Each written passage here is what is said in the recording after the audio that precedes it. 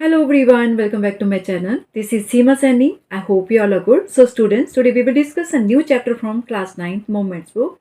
That is chapter number 4 in the Kingdom of Fools. Okay. So first of all, we'll discuss main characters of this chapter, then introduction and detailed summary. So let's start with the main character. Main characters of this chapter are the Guru, the disciple, the king, the minister. Okay. So these are the main characters of this chapter. So now introduction. Kannada is a regional language mainly spoken in the state of Karnataka. Okay, so Kannada एक regional language है जो mainly Karnataka की state में बोली जाती है.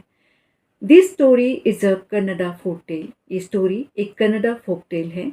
Folk tale is a story which is passed on from one generation to another. Okay, so folk tale एक story है जो one generation से दूसरी generation तक जाती रहती है.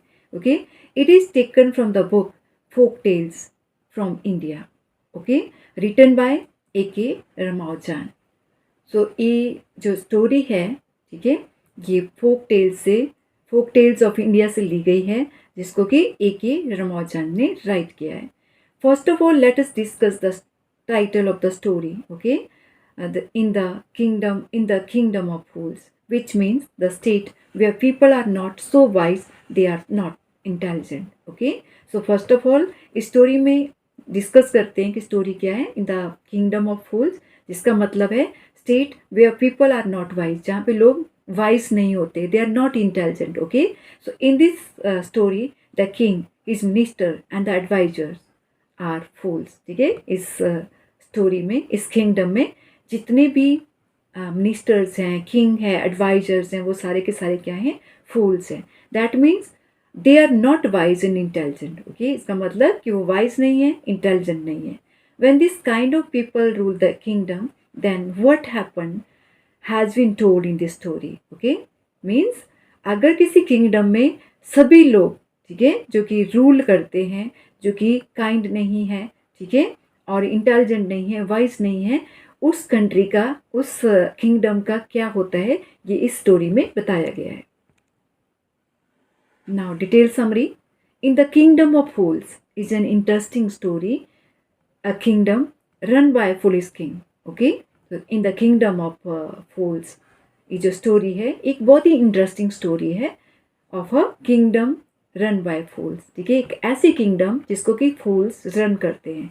One day a saint and his disciple reach the kingdom. Okay, so one day एक सेंट और डिसाइपल एक किंगडम पहुंचते हैं. The saint was astonished to see that people were sleeping during the day and working during the night. Okay? और वो देखते हैं, Saint और डिसाइपल, वो हैरान हो जाते हैं ये देख के कि लोग दिन में वहाँ पे सो रहे थे और रात में वहाँ पे काम कर रहे थे.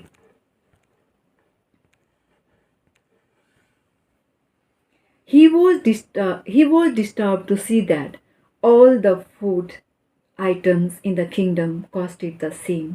1 to 2. ओके, सो वो बहुत ज़्यादा डिस्टर्ब थे. ठीक है, ये देख के कि जितने भी आइटम थी किंगडम्स में, ठीक है, वो सारी की सारी उन सब की कॉस्ट एक ही थी, 1 to 2. Okay, he analyse that it was a kingdom of fools and order his disciple to leave the place. Okay, अब यहाँ पे जो गुरु थे, उन्होंने एनालाइज किया कि वो जो किंगडम थी वो फूल्स की किंगडम थी. ओके, सो किंग ने जब ये सब चीज़ें वहाँ पे एनालाइज की, तो उन्होंने अपने डिसाइपल को ऑर्डर दिया कि वो उस प्लेस को छोड़ के यहाँ से चल पड़ते हैं. The disciple did not leave with his guru and he was lured by the abundance of cheap food. Okay, तो डिसाइपल वहाँ पे टेम्पटेशन में आ जाता है, मीन्स वो ग्रीडी हो जाता है, वो लालच में आ जाता है और वो मना कर देता है, क्योंकि वहाँ पे जितनी भी सारी चीज़ें थी, जो फूड था वो चीप रेट में मिल रहा था, तो वो गुरु के साथ जाने से मना कर देता है. One day a man approach the king for justice.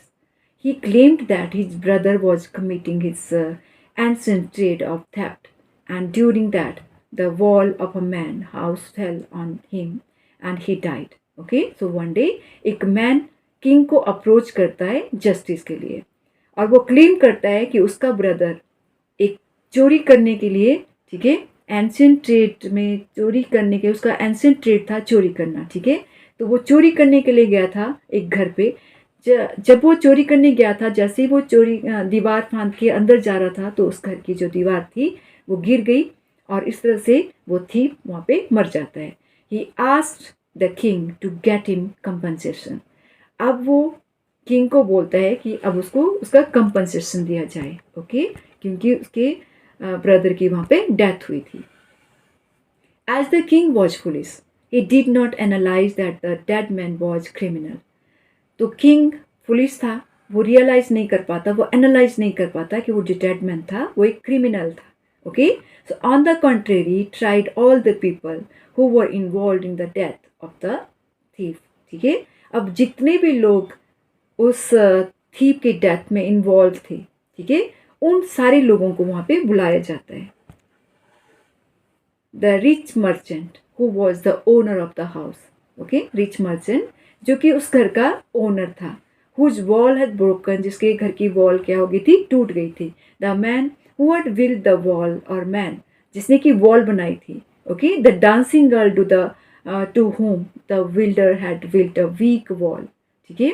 और डांसिंग गर्ल, ठीक है, जिसने की अट्रैक्ट किया था बिल्डर को जबकि वो वॉल बना रहा था, ठीक है। And the goldsmith because of whom the dancing girl had to move around in the street that day, okay। और फिर गोल्डस्मिथ को भी बुलाया जाता है क्योंकि उसके पास जाने के लिए गोल्डस्मिथ ने उसकी ज्वेलरी नहीं बनाई थी, तो बार बार उसको वहाँ से जाना पड़ रहा था स्ट्रीट से, ओके। तो इन सारे लोगों को किंग कोर्ट में बुलाता है, ठीक है। Finally the king decided that the merchants father was the real culprit, ठीक है।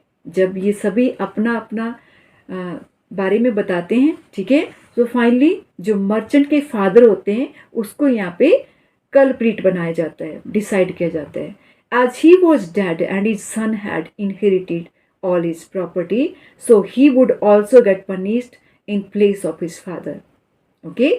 सो एज ही वॉज डेड, जिस जो मर्चेंट था, ठीक है, उसके फादर की डेथ हो चुकी थी, ओके। उसको यहाँ पे मर्चेंट के फादर को बोला गया था कि वो कल्प्रिट है, लेकिन मर्चेंट के फादर की डेथ हो चुकी थी, ठीक है। सो सारी की सारी प्रॉपर्टी उसके सन की हो गई थी, ठीक है।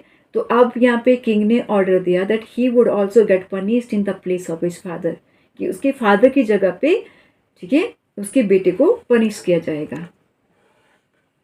Another turn of events takes place when the minister feels that the merchant is too thin to be killed by the stake, okay।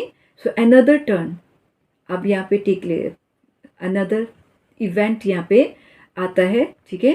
when the minister feels, जब मिनिस्टर को ये फील होता है कि जो मर्चेंट है वो बहुत ज़्यादा थिन है, ठीक है, उसको किल करने के लिए, मीन्स उसको किल नहीं किया जाएगा स्टेक पे क्योंकि वो बहुत ज़्यादा थिन था।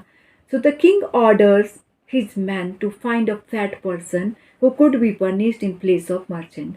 so इसलिए जो किंग था वो अपने मिनिस्टर्स को ऑर्डर देता है कि वो एक ऐसे आदमी को लाया जाए मर्चेंट के प्लेस पे जो कि फैट हो, ओके।